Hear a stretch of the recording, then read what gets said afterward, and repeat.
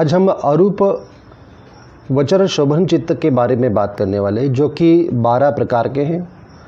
इसमें कुशल चित्त जो है, मतलब अरूप कुशल चित्त, ये 4 होते हैं। इस अरूप कुशल चित्त में पहला जो है वो है आकाशाय नंचायतन कुशल चित्त, मतलब आकाशा नंतायतन कुशल चित्त, वियाण नंचायतन कुशल चित्त, वियाण नंचायतन कुशल चित्त, अकिंच नंचायतन कुशल चित्त, अकिंच न्यायतन कुशल चित्त, नैव संज्ञा न संज्ञा आयतन कुशल चित्तं चेति, नैव संज्ञा न संज्ञायतन कुशल चित्त, इमानि चत्तारि पि अरूपावचर कुशल चित्तानि नाम।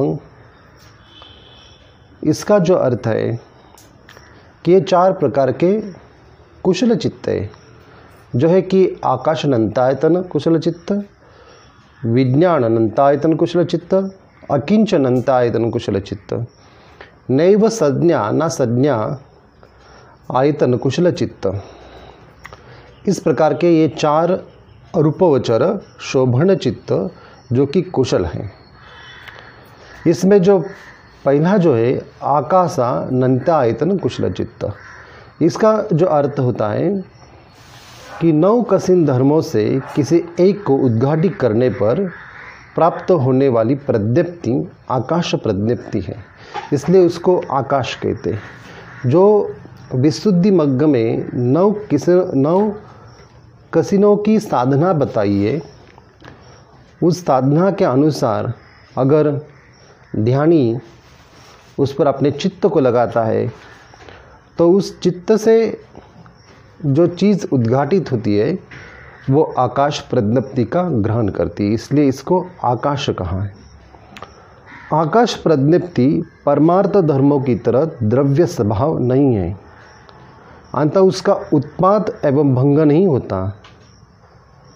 अनंत आकाशो अनंतकाशो, उत्पाद और भंग से अपरिच्छिन्न आकाश है, इसलिए उसमें उत्पाद और भंग की स्थिति निर्मित नहीं होती। इसका मतलब यह है कि अनंत आकाशी आकाश नंचायतन है, मतलब वो जो अनंत आकाश की जो प्रक्रिया है जिसमें उत्पाद और भंग इसकी स्थिति नहीं होती, इसलिए उसको आकाश कहा है। तो ये आकाशनंच इस तरह से उसकी स्थिति है, मतलब ये जो अनंत आकाश जो है जिसके साथ आयतन शब्द जुड़ा है, आयतन एक निश्चय प्रत्यय, एक आधार है, तो इसलिए आकाश प्रज्ञप्ति ही आलंबन करने वाले ध्यान की चित्त की आधार होने के कारण आयतन होती है। मतलब आकाश की प्रज्ञप्ति ही एक प्रकार से आयतन है, मतलब वो इंद्रिय, आयतन का अर्थ होता है इंद्रिय। अंत आकाशानंच तंग आयतन चाति आकाशानंचायतन, इसका मतलब जो आकाशनंतायतन भी है और उसे इसलिए आकाशनंतायतन कहते हैं। आकाशनंतायन शब्द के द्वारा आकाश प्रज्ञप्ति का ही ग्रहण होता है, ध्यान और संपृक्त धर्मों का ग्रहण नहीं होता। स्थानोपचार एवं कारणोपचार से उपयुक्त शब्द द्वारा संपृक्त ध्यानों का ग्रहण किया जाता है, कारण स्थान भूत के आलंबन के आकाशनंतायतन इस नाम का आलंबन करने वाले आलंबक कार्य रूपी स्थानी संपृक्त ध्यान में उपचार करके संपृक्त ध्यान की आकाशनंतायतन कहा जाता है। इसलिए आकाशनंतायतन चित्त आकाश प्रज्ञप्ति का आलंबन करता है। इसका जो मतलब है कि अनंत जो आकाश है वो आकाशी क्या है, तो उसमें जो प्रज्ञप्ति जो ग्रहण होती है वो प्रज्ञप्ति आकाशनंतायतन कुशल चित्त कहलाती है। इसलिए जो कोई साधक है और वो साधक अगर इस प्रकार की साधना करता है तो उसकी जो चित्त की अवस्था बनती है, जो कि अरूप शोभन चित्त अवस्था है, वो अरूप शोभन चित्त अवस्था दूसरा तीसरा कुछ नहीं है, एक प्रकार से ध्यान से नव कसिनों से उत्पन्न होने वाली आकाश प्रज्ञप्ति है। और आकाश अनंत है, उस आकाश ही अनंत है, आकाश ही प्रज्ञप्ति है।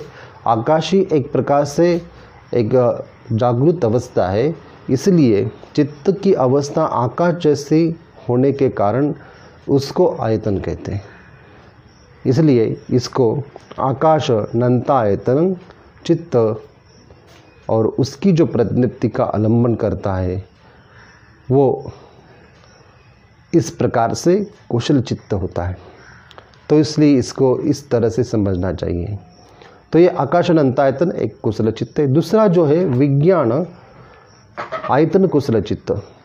विज्ञान आनंच और आयतन, ये तीन शब्द इसमें प्रयुक्त होते हैं।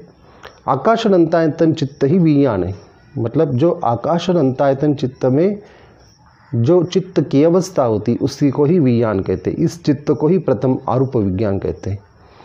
इस चित्त को अरूप विज्ञान कहते हैं। यह प्रथम आरूप विज्ञान अनंत आकाश प्रज्ञप्ति का आलम्बन करता है। अंत आलम्बन के अनंत इस नाम का विज्ञान में उपचार करके स्थानोपचार एवं कारणोपचार से प्रथम आरूप विज्ञान को भी अनंत कहते हैं। ध्यानी द्वारा साधना करते समय अनंत विज्ञान भावना करने से अनंत विज्ञान की प्राप्ति होती है। अनंत विज्ञान विज्ञानतन है। विज्ञान अनंतायतन कुशल चित्त है। विज्ञान अनंतायतन में प्रवृत्त कुशल चित्त विज्ञान अनंतायतन कुशल चित्त है।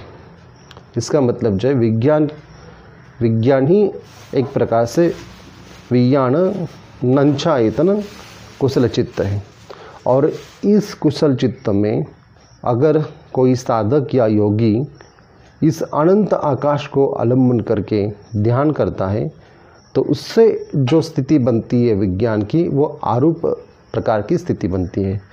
और जो आरूप प्रकार की स्थिति है जो कि अनंत विज्ञान से उत्पन्न होती है, अनंत विज्ञान से बनती है, इसलिए इसको विज्ञानंतायतन आयतन कहते हैं। और इसमें प्रवृत्त जो चित्त की स्थिति होती है उसको कुशल चित्त कहते हैं। इसका मतलब विज्ञान अनंतायतन कुशल चित्त, ये दूसरी अरूपावचर शोभन चित्त की अवस्था है, मतलब ये दूसरा चित्त है। तीसरा जो अकिंचानंतायतन कुशल चित्त। अकिंचन आयतन, जिस प्रकार आरूप विज्ञान का किंचित भंग मात्र भी अवशिष्ट नहीं है, वो प्रथम आरूप विज्ञान अकिंचन है। ये चित्त उत्पाद भंगात्मक है, तथापि उत्पाद से लेकर भंग पर्यंत स्वरूपता ये किंचित कुछ भी नहीं होता। एतेव इसे नत्ति भाव पय्यति नास्ति भाव प्रज्ञप्ति कहते। ये नत्ति भाव परमार्थ धर्म न होकर अभाव प्रज्ञप्ति मात्र होता है, अंत इसे नत्ति भाव पय्यति कहते। इस उपयुक्त विवेचन के अनुसार अकिंचनत शब्द से नास्ति भाव प्रज्ञप्ति का ग्रहण होता है। अकिंचनायतन में प्रवृत्त कुशल चित्त अकिंचनायतन कुशल चित्त है। इस चित्त के द्वारा नास्ति भाव प्रज्ञप्ति का आलम्बन किया जाता है। ये काफ़ी समझने जैसी बात है कि इसमें जिस प्रकार प्रथम आरूप विज्ञान का किंचित भंग मात्र भी अवशिष्ट नहीं है, इसमें किंचित भंग मात्र भी होता नहीं, इसमें आरूप विज्ञान में वो प्रथम आरूप विज्ञान अकिंचन है। वो प्रथम जो आरूप विज्ञान है वह अकिंचन कहलाते हैं। ये चित्त उत्पात भंगात्मक है, तथापि उत्पात से लेकर भंग पर्यंत स्वरूपता ये किंचित कुछ भी नहीं होता। इसे नत्ति भाव पय्यति कहते हैं।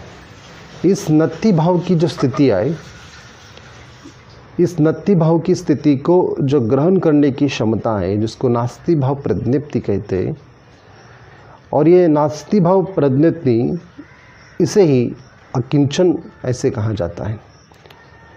तो जिस प्रकार योगी अपने विज्ञान की और विज्ञान के इस स्वरूप की, चित्त के स्वरूप को ठीक तरह से जानता है और धीरे धीरे उत्पाद और भंग सूक्ष्म से सूक्ष्म स्तर पर समझता है,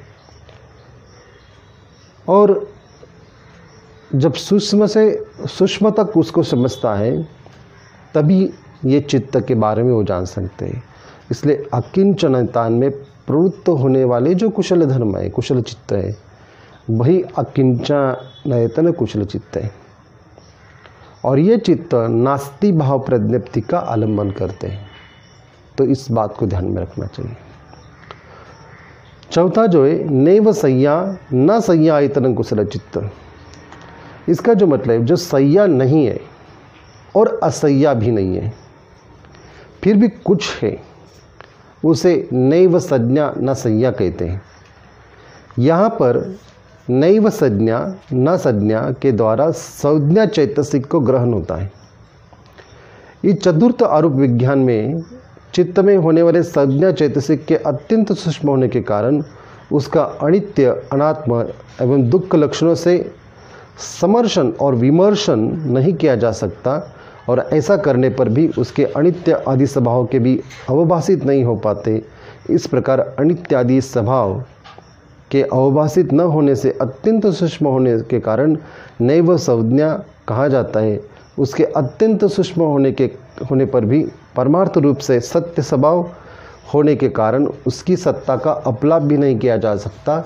अंततः न असंज्ञा ऐसा भी कहा जाता है, क्योंकि वह कुछ तो है, इसलिए सर्वथा निस्वभाव न होने के कारण उसे नासय्या भी कहा जाता है।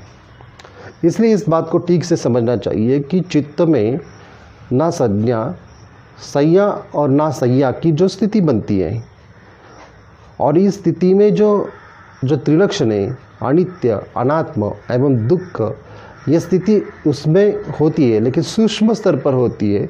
और इसकी सूक्ष्म स्तर पर होने पर उसकी जो एक प्रकार से उसका जो आकलन है, वो आकलन हमें ठीक तरह से नहीं होने के कारण, या उसको ठीक तरीके से हम जानते नहीं, इसलिए वो उसे सिर्फ चैतसिक स्वरूप से ना संज्ञा, संज्ञा ना संज्ञा इस प्रकार की स्थिति में रखते हैं। फिर भी उसमें कुछ तो होता है, इसलिए इसे कहते नैव संज्ञा न संज्ञा आयतनं कुशल चित्त। वो सूक्ष्म स्तर पर होते हैं, इसलिए इसमें कुछ ना कुछ स्थिति होने के कारण उसको नैव संज्ञा न संज्ञा आयतन कुशल चित्त, सिर्फ चैतसिक का इसमें उपयोग करते हैं। और इसलिए इसे निस्वभाव न होने के कारण उसे नासय्या भी कहते हैं। इस चतुर्थ आरूप विज्ञान में न केवल संज्ञा चैतसिक है, लेकिन अत्यंत सूक्ष्म स्वरूप से विद्यमान है, अपितु स्पर्श, वेदना आदि चैतसिक भी अत्यंत सूक्ष्म स्वरूप में संपृक्त होते। अंततः इसे नैव फस्सनाय फस्स, नैव स्पर्शनाय स्पर्श, नैव वेदना चित्त आदि भी कहा जाता है। इसमें आयतन शब्द का प्रयोग निश्चय मतलब आधार प्रत्येक के अर्थ में है। इसलिए जो संज्ञा है, न संज्ञा है और संपृक्त धर्म का आधार है, वो नैव संज्ञा न संज्ञा आयतन है। इससे संपृक्त कुशल चित्त नैव संज्ञा न संज्ञा आयतन कुशल चित्त कहलाता है। इन चार अरूप शोभन चित्त को ठीक तरीके से जानना चाहिए, और इसको ठीक तरीके से जानने के लिए ठीक तरीके से हमें अपने ध्यान को विकसित करना चाहिए। अपने इन 9 कसिन्य को ठीक तरह से उसे विकसित करना चाहिए, तभी आप इसको आगे जाके जान सकते हैं।